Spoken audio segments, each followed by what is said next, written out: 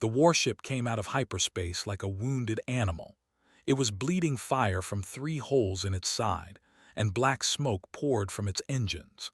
The ship was called the Crimson Fang, and everyone in the galaxy knew it belonged to Warlord of the Empire.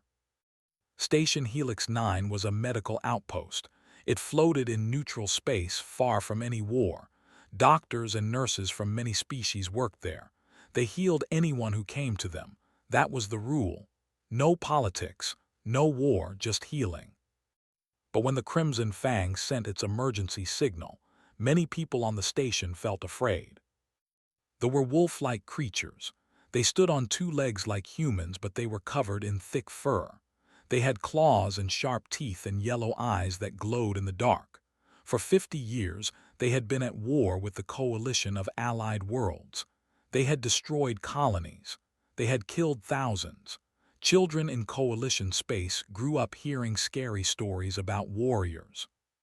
And was the worst of them all. He was called the Butcher of, the Nightmare of the Outer Rim. He had won 100 battles and never shown mercy. When his ship appeared on the station's sensors, the security chief wanted to refuse docking permission. But station director was a doctor first. She looked at the damage to the ship and knew people inside were dying. She gave permission. The docking bay was full of armed guards when the Crimson Fang connected to the station. Doctors waited behind them with medical equipment. Everyone was tense and quiet. The airlock opened with a hiss of steam. Stepped through. He was huge, over 2 meters tall with shoulders as wide as a doorway. His fur was dark gray, almost black and covered with old scars. One of his ears was torn. His eyes burned like molten gold. He wore battle armor that was dented and scratched from years of fighting. But it was what he carried that made everyone stop breathing. In his arms was a small bundle of fur. A child, a cub no bigger than a human toddler. Her fur was lighter than her father's, almost silver. Her eyes were closed. She was not moving. His voice was like rocks grinding together. She needs help. Director stepped forward. She was brave, but her hands were shaking. What happened to her? Poison, said. The word came out like a growl. Assassins came for me. They used nightshade toxin. She touched something they left behind. She has been unconscious for 6 hours. The doctors looked at each other. Nightshade toxin was deadly. There was an antidote, but it had to be made fresh for each patient. It required the patient's blood to synthesize. It was difficult and took many hours. And none of them wanted to help her, not even a child. We should contact Coalition Command, one doctor whispered. Get permission first. She will die before permission comes, said. His claws extended slightly from his fingers. I am not asking. The guards raised their weapons. The air was thick with fear and anger. One wrong move and there would be blood. Then a voice spoke from the back of the medical team. I will do it. Everyone turned. A young human woman pushed through the crowd. She was small and thin, with black hair tied back in a simple ponytail. She wore the blue uniform of a junior nurse. Her name tag said YUNA. Director grabbed her arm. Nurse Park, you cannot just. Director said quietly, she is 4 years old. I do not care who her father is. She pulled her arm free and walked toward. The warlord looked down at her. She was tiny compared to him. Her head barely reached his chest, but she did not look away from his burning yellow eyes. Give her to me, said. Did not move. His arms tightened around the cub. I know you do not trust me, continued. Her voice was calm and gentle, like she was talking to a scared animal. I know what humans and have done to each other, but right now your daughter is dying. Every minute we stand here, the poison is spreading through her body. I can help her, but you have to let me. The warlord stared at her for a long moment. His golden eyes searched her face for lies, for tricks, for hidden hatred. He had been betrayed many times in his life. He had learned to trust no one. But this small human woman looked back at him without fear. There was no anger in her eyes, no disgust, only a simple, stubborn determination. Slowly lowered his arms and placed the cub into his hands. The child was lighter than she expected. Her silver fur was soft but cold. Her breathing was shallow and fast. Could feel the small heart beating weakly against her palm. "Her name," said, his voice was rough. "Her name is—" Repeated softly. She looked down at the small face. The cub's features were alien but somehow familiar. She looked like any sick child, scared and alone. "I will take care of her, I promise." Turned and walked quickly toward the critical care ward. Behind her, she heard following. The guards moved to stop him, but Director held up her hand. Even she understood that separating this father from his dying daughter would only lead to violence. The next 8 hours were the longest of his life. She drew blood from small arm. The cub whimpered in her unconscious state and made a low growling sound from the corner of the room, ignored him and kept working. She ran the blood through the analyzer. She studied the poison structure. She began synthesizing the antidote, mixing chemicals in precise amounts, checking and rechecking every step. One mistake would kill the child. Other nurses came to help, but's presence scared them away. So worked alone. She did not eat. She did not rest. She talked to the whole time, telling her stories about her home on New, about the blue oceans and the mountains covered in pine trees, about her grandmother who used to make the best rice cakes in the colony. She did not know if could hear her, but she kept talking anyway. Watched everything. He did not sit. He did not sleep. He stood in the corner like a statue carved from stone, his eyes never leaving his daughter's face.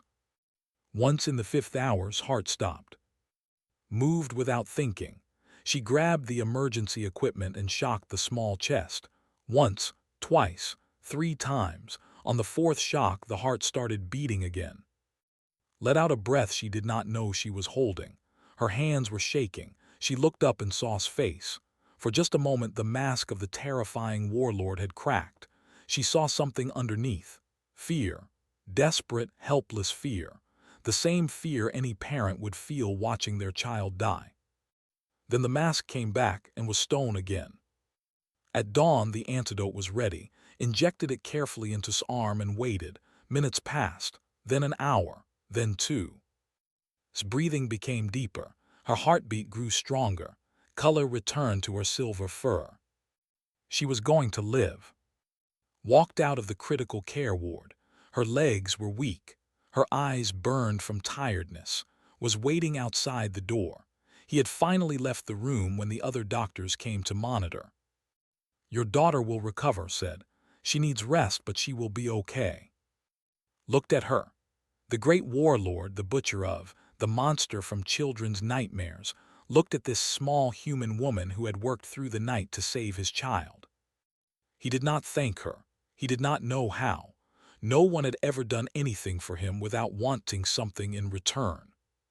So he simply stared, as if seeing a human for the first time.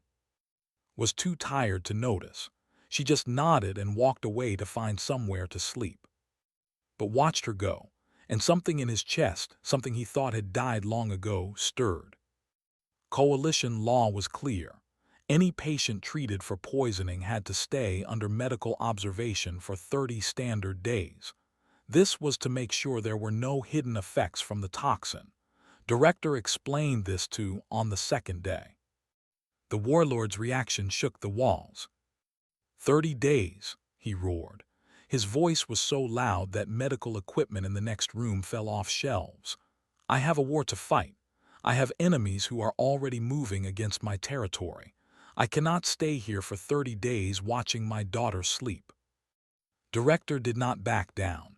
She was scared, but she was also a doctor who had dealt with difficult patients before. "Then leave your daughter here and go fight your war. We will take care of her." His eyes flashed with rage. His claws extended fully. For a moment, everyone in the room thought he would attack. But he did not, because leaving was impossible. She was his only heir. Her mother, his mate, had died 2 years ago in a battle against coalition forces. If something happened to his bloodline would end. His enemies would celebrate. Everything he had built would fall apart. So stayed. He took over a small section of the station near the medical ward. His warriors set up a command center there, and he ran his war from a distance. Ships came and went with messages. Holographic displays showed maps of battles happening far away. His generals sent reports. His enemies sent threats. But every day, multiple times a day, walked to the medical ward to check on his daughter. And every time, he saw the same thing. The human nurse had become primary caretaker.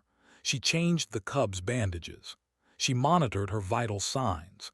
She fed her soft foods when was strong enough to eat. She was there in the morning when woke up, and she was there at night when fell asleep. At first was terrified. She did not understand where she was or why she was surrounded by strange creatures. She growled at the doctors. She snapped her small teeth at anyone who came close. She cried for her father, and when came, she clung to his armor and refused to let go. But could not stay with her father all day.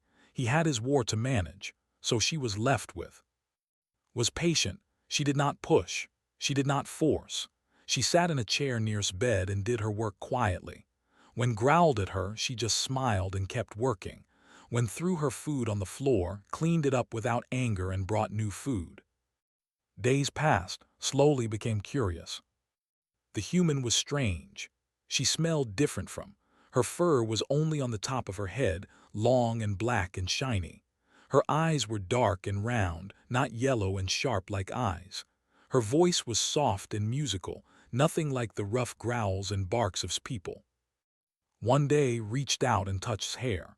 She expected the human to pull away, but just sat still and let her touch. "It is soft," said in broken common. Her voice was small and rough. She had only started learning the common language a few months ago. "Thank you," said. "Your fur is soft too. May I touch?" Thought about it, then she nodded. Reached out and gently scratched behind his left ear. The cub froze. Then slowly her eyes closed and a strange rumbling sound came from her chest. It was almost like a cat's purr. Laughed softly. "You like that?" His eyes snapped open. She looked embarrassed. Were proud warriors. They did not purr like pets. But she did not tell to stop. From that day, things changed. Began to trust the human nurse. She let brush her fur. She let check her wounds without growling. She started eating all her food instead of throwing it. Watched all of this from the doorway. He came to check on many times each day, but he rarely entered the room. He stood outside and observed. He saw his daughter, who had been silent and sad since her mother's death, begin to smile again. He saw her laugh when made silly faces.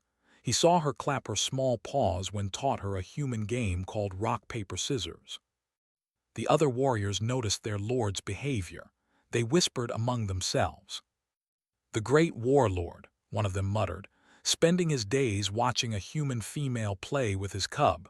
What weakness." "The child is becoming soft," another agreed. "She should be training with weapons, not playing games with prey." To the humans were prey. They were weak, small, furless creatures who had no claws and no fangs. They only survived because they had numbers and technology. They were not worthy of respect. But heard these whispers and said nothing. Because he was watching his daughter learn something that no trainer had ever taught her. He was watching her learn to trust someone who was different. He was watching her learn gentleness, which his people saw as weakness, but which seemed to make his daughter stronger somehow. One night came to check on and found her crying.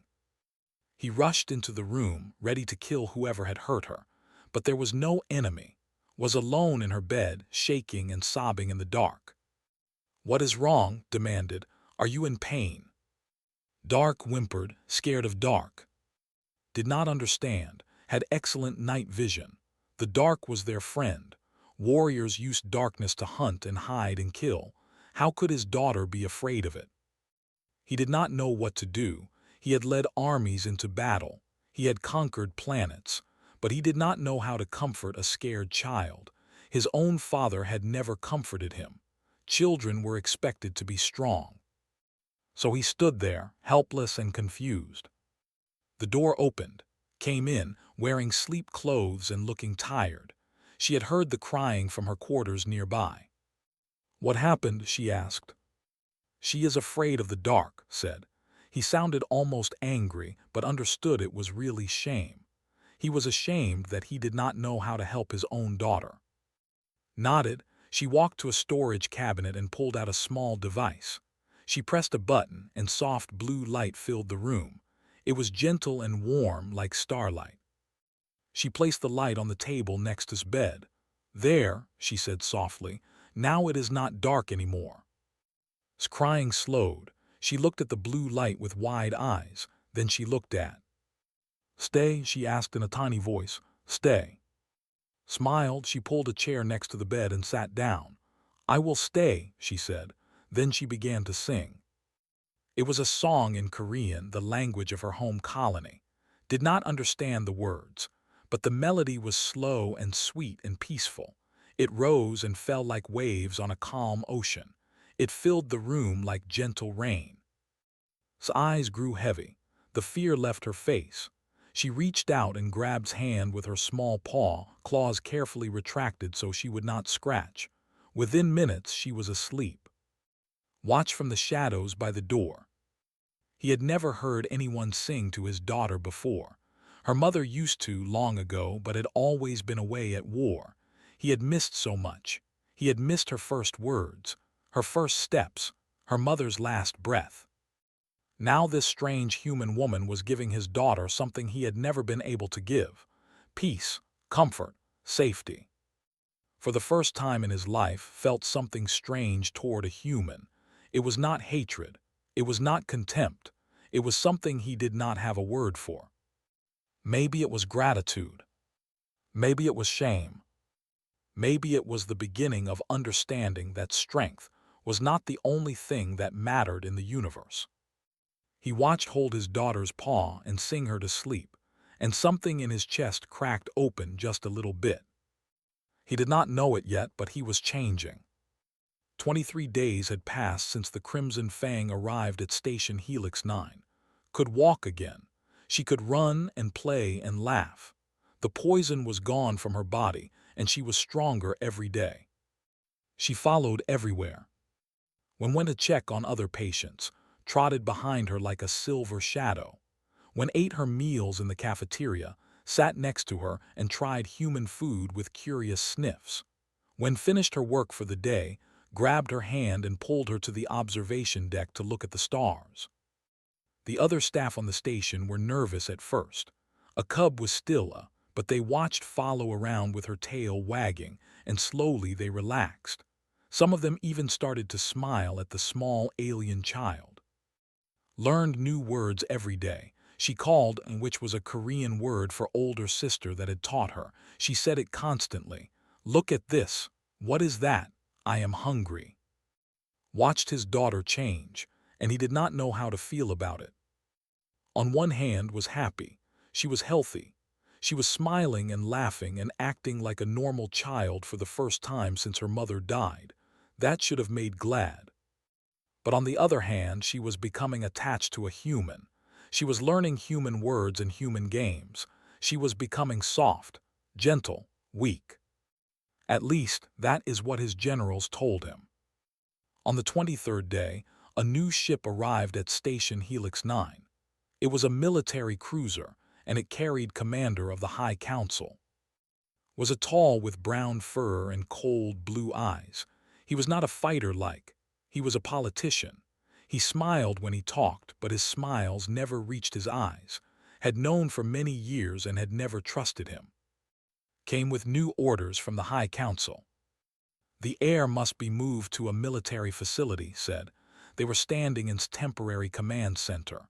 Your enemies grow bolder, Warlord. They have tried to kill her once. They will try again. She needs proper protection. She has protection, Growled. She has me. With respect, my lord, you have been distracted. Smile was thin and sharp. Spending your days at a neutral station, watching your daughter play with humans. The council is concerned. His claws extended slightly. The council should mind its own business. The council decides what is its business. His voice remained calm, but there was a threat underneath. The heir is a matter of state. Her safety is everyone's concern, and her education. Her education. She is 4 cycles old, old enough to begin warrior training, old enough to learn the ways of our people. Paused. Not old enough to be raised by human prey. Felt anger rising in his chest, but was a representative of the High Council. Attacking him would have consequences, so he held his rage inside and spoke through clenched teeth. My daughter's education is my responsibility. Of course, bowed his head slightly. I merely came to deliver the council's message and to collect the heir. He looked up. My soldiers will take her to the cruiser. We leave within the hour. No, my lord. I said no, stepped forward. He was bigger than, more powerful, more dangerous. Stays with me until the medical observation is complete. 7 more days, then I will decide where she goes. His cold smile flickered. He did not like being refused, but he was smart enough not to challenge directly. Very well, he said, but I will wait here until those 7 days are done, and my soldiers will handle the air security from now on. Before could argue, turned and walked out. An hour later, went to the medical ward. Was there with. They were sitting on the floor, building a tower out of medical supply boxes. Was laughing as she placed each box carefully on top, her small tongue sticking out in concentration. The door opened, walked in with 4 armed soldiers. Looked up, her laughter stopped immediately. She had never seen these before. They were strangers with weapons. They smelled like danger.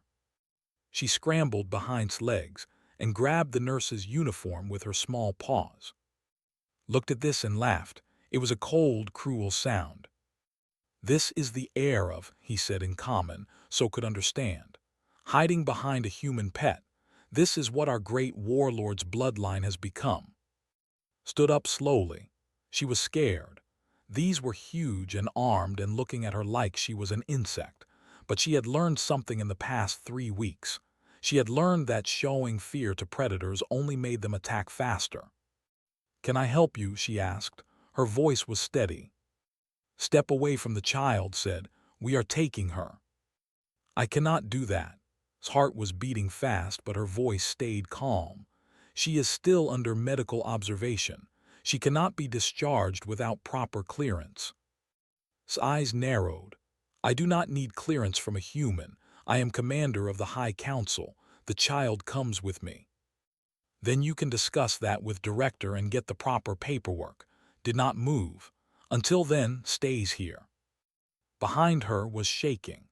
She did not understand everything the adults were saying, but she understood that the scary strangers wanted to take her away. Away from the blue, away from everything that had become safe. Stopped smiling, he waved at his soldiers. "Remove the human." The soldiers stepped forward. The door slammed open. Stood in the doorway. He had been in his command center when his guards told him was moving toward the medical ward. He had run the entire way. But when he arrived, he saw something that made his blood freeze. His daughter, the heir of his bloodline, the future of his clan, cowering behind a human, clutching a human's clothes, trembling like prey. Saw his face and smiled. He had wanted exactly this reaction. "My lord," he said smoothly, "perhaps you can convince your daughter to come with us. She seems to have forgotten what it means to be." Looked at her wide, scared eyes, at her silver fur pressed against legs, at her small claws tangled in human fabric. Something inside him snapped. Not at his soldiers, at himself, at his own fear, at the doubt that had been growing in his chest for weeks. He roared. It was not a sound that could be described in words. It was like thunder and earthquake and avalanche all at once. It filled the room. It shook the walls. Medical equipment crashed to the floor. The lights flickered. And it was directed at You's voice was a weapon. What have you done to my daughter? You have made her weak. You have made her soft. You have taught her to hide behind prey instead of standing like a warrior. Stumbled backward. She had never heard anything so loud, so angry, so terrifying. Her ears were ringing. Her legs were shaking. Every instinct told her to run, but was still holding her hand. She is the heir of, the warlord continued. His eyes were blazing. His fangs were showing.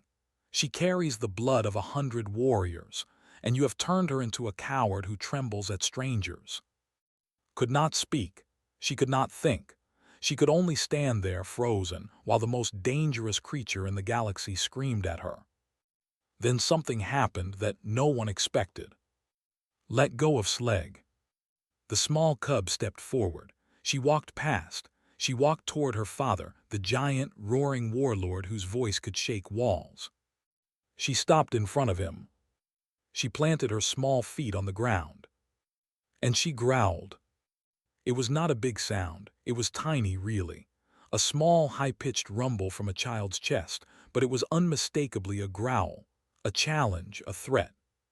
A cub was growling at a warlord. Her own father.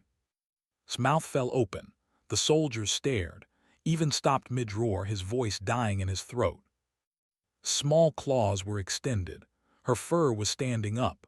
Her golden eyes, so like her father's, were fixed on his face. She was shaking, but she did not back down. No hurt, she said. Her voice was tiny but fierce. No hurt. The room was completely silent. Looked down at his daughter, at her small body standing between him and the human nurse, at her claws, barely longer than human fingernails, extended and ready to fight. She was defending prey from a predator. She was defending a human from her own father. It went against every instinct of the species. It violated every tradition, every lesson, every rule that children were taught.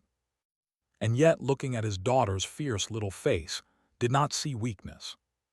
He saw something else entirely.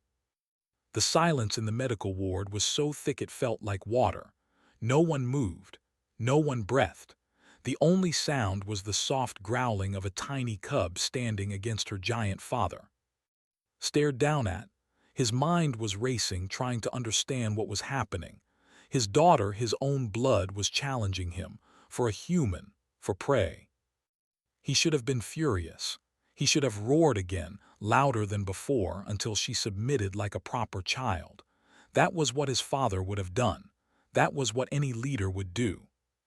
But he could not move. Because in his eyes, he saw something that broke him. He saw her mother. His mate had been different from other. She was a warrior, yes, fierce and deadly in battle. But she had also been kind. She had believed that strength without mercy was just cruelty. She had argued with many times about the way he fought his wars. She had wanted him to be better. When she died, thought that part of him died too. The part that could be gentle. The part that could care about anything besides power and revenge. But now, looking at his daughter's determined face, he saw that part had not died. It had just been sleeping, and somehow this human nurse had woken it up in. His cold voice cut through the silence. "My lord, surely you will not allow this disrespect to stand. The child must be disciplined." Turned his head slowly. His golden eyes locked onto his blue ones. For a long moment he just stared. Smile began to fade. "Get out," said. "My lord. Take your soldiers. Leave this ward. Leave this station. Go back to the High Council and tell them that my daughter is not their concern." His face twisted. "The council will not accept this. They will. The council can challenge me if they wish." His voice was quiet now, but somehow more dangerous than when he was roaring. "I will meet any challenger in the old way. Blood and honor. Winner takes all." No one on the High Council would accept that challenge. Had never lost a single combat in his entire life. Fighting him was suicide. Knew this, his jaw tightened. His hands curled into fists, but he was smart enough to know when he had lost. "This is not over," he said. Then he turned and walked out. His soldiers followed, looking confused and relieved at the same time. When they were gone, turned back to his daughter. Was still standing in the same spot. Her growl had stopped, but her claws were still out. Her small body was still tense, ready to fight, ready to protect even though she had no chance of winning. Did something he had never done before. He got down on his knees. A warlord did not kneel, not to anyone, not to the High Council, not to enemy commanders, not even to his own family. Kneeling was submission, it was weakness, it was shame. But knelt in front of his 4-year-old daughter and looked into her eyes.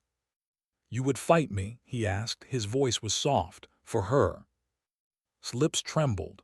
She was scared now that the danger had passed, scared of what she had done, scared of what her father would do.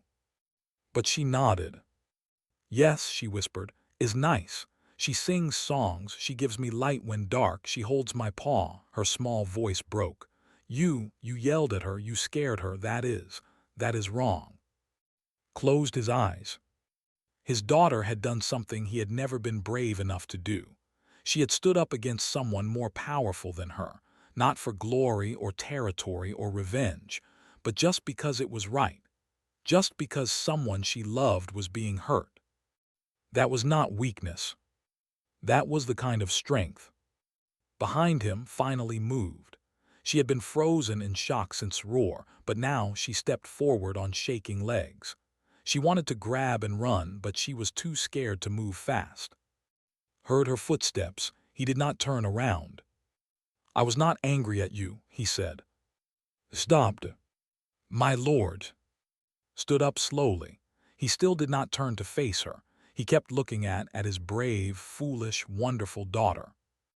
"S words cut me," admitted. His voice was rough. He said my daughter had become weak. He said she had forgotten how to be, and when I came in and saw her hiding behind you, I believed him. He finally turned, flinched expecting anger, but his face was not angry anymore. It was tired, sad, lost. "I have spent my whole life fighting," he said. "I learned from my father that strength was everything, that showing softness was death, that caring about others was a weakness your enemies could use against you." He paused. "When's mother died, I thought if I made strong enough, hard enough, nothing could ever hurt her again." Listened. She was still scared, but she was starting to understand.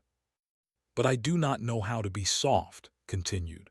"I do not know how to comfort her when she cries. I do not know what to do when she is scared of the dark. I thought that made me a bad father. I thought her needing those things meant I had failed her." He looked at directly. "You gave her things I could not give. You made her feel safe in ways I never could, and I hated it. I hated that a human could do what I could not. I hated that she was learning to trust someone who was not me." Swallowed hard. I never meant to take your place, I just wanted to help her." "I know," his voice cracked slightly. "I know that now. But in that moment when laughed at her for hiding behind you, I felt shame, terrible shame, and I turned that shame into anger. I pointed it at you because it was easier than admitting the truth." "What truth?" Was quiet for a moment. Then he said the hardest words he had ever spoken. "That I am jealous of you." Blinked, she had not expected that. "You can give my daughter peace," said. "You can hold her paw and sing her songs and make her laugh. I cannot do those things, I never learned how. And watching you do them, watching her love you for it, it hurt. It hurt more than any battle wound I have ever received." Tugged on her father's armor.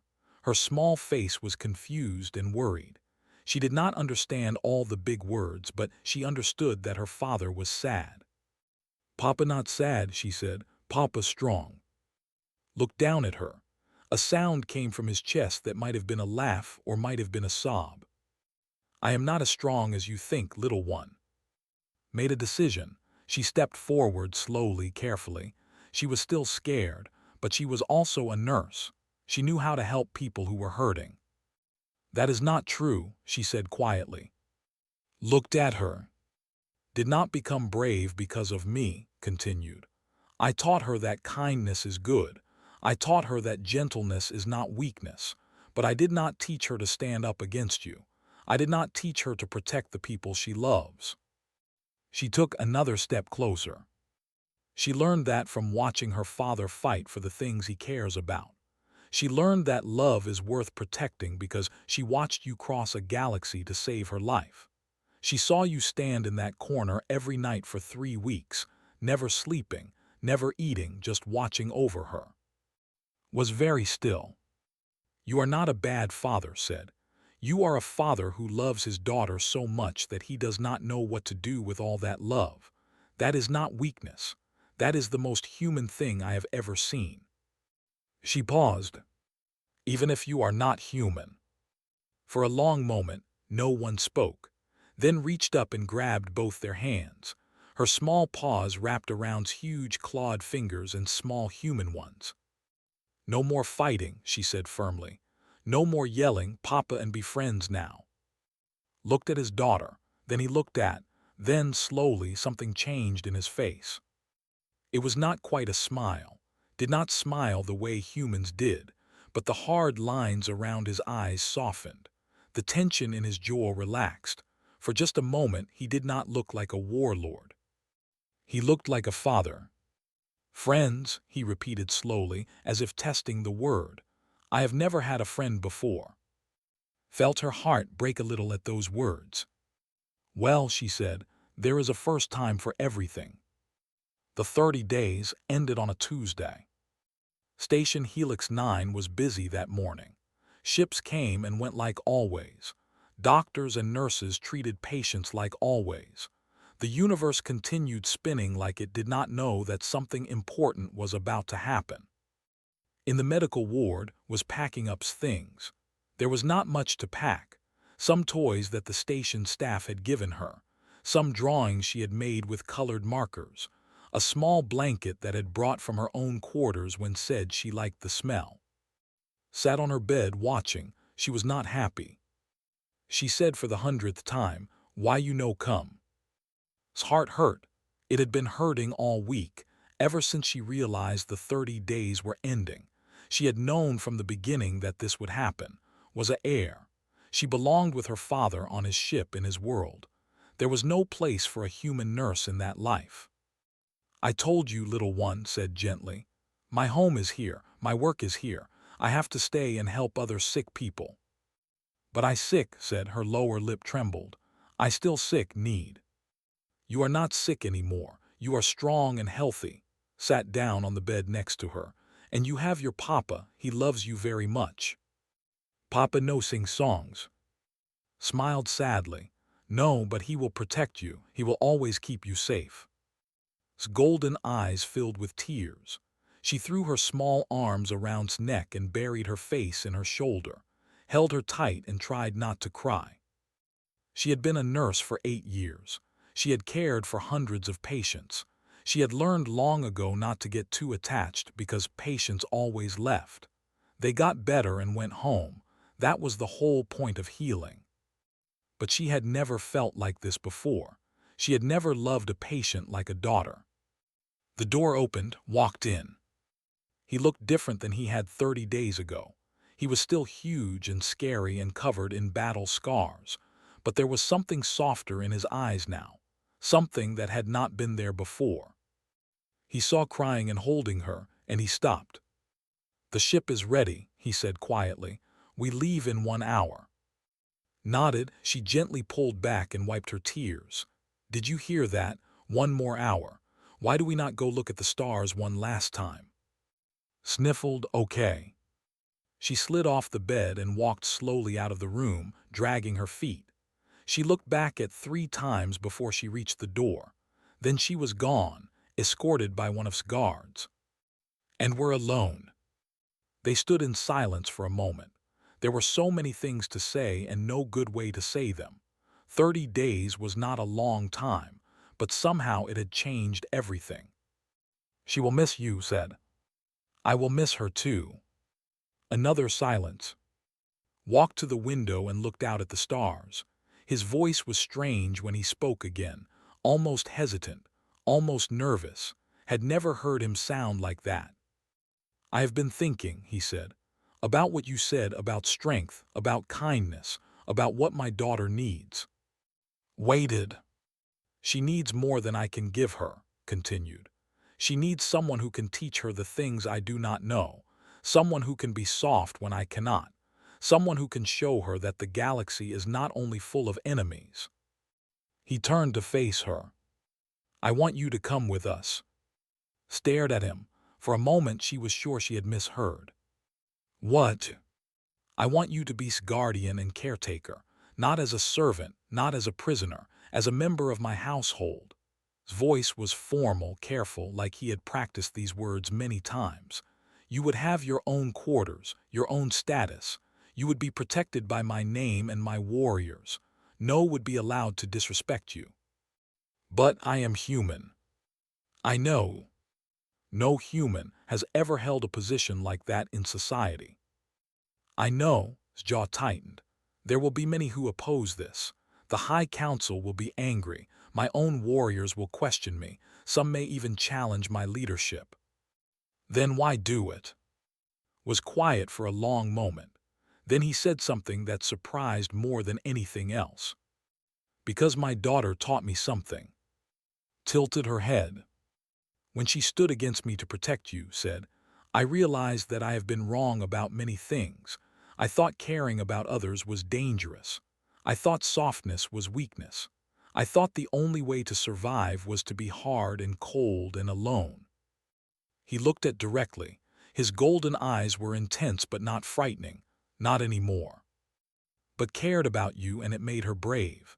She was soft and it gave her the courage to face me. She was not alone and it made her strong. He paused. If a 4-year-old child can learn that lesson, perhaps an old warlord can learn it too. Did not know what to say.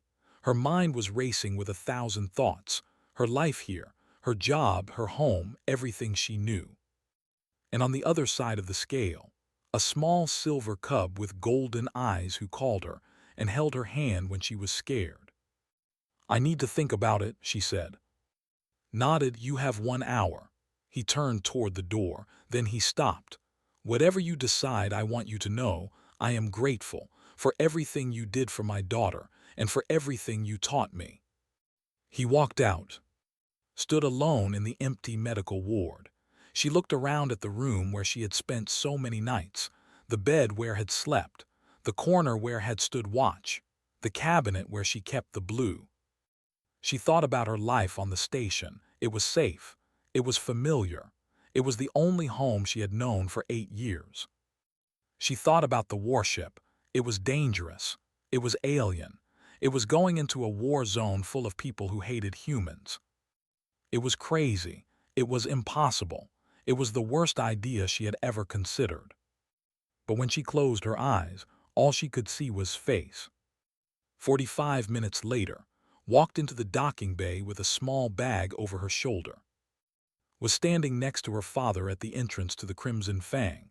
When she saw, her whole face changed. Her eyes went wide. Her tail started wagging so fast it was a blur. She broke away from and ran across the docking bay at full speed. YUNA and UNA. She crashed into his legs and grabbed on like she would never let go, dropped to her knees and hugged her tight.